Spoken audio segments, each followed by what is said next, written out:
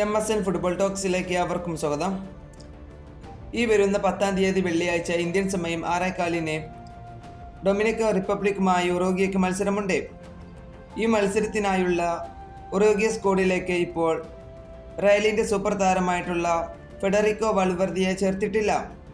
Uruguay ദേശീയ ടീമിൻ്റെ management ഇതിൽ പറയുന്നത് ഇങ്ങനെയാണ്: റിയൽ മാഡ്രിഡ് താരം ഫെഡറിക്കോ വാൽവേർദെയെ ഇത്തവണ ഉറുഗ്വേ ദേശീയ ടീമിനൊപ്പം ചേർത്തിട്ടില്ല.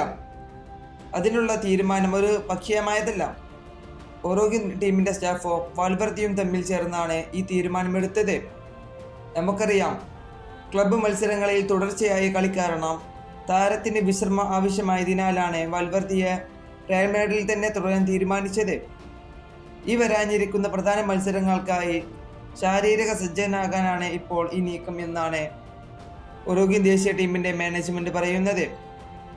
ഈ വീഡിയോ ഇവിടെ അവസാനിപ്പിക്കുന്നു. ഫുട്ബോൾ ലോകത്തെ കൂടുതൽ വിശേഷങ്ങളുമായി അടുത്ത വീഡിയോയിൽ വീണ്ടും കാണാം.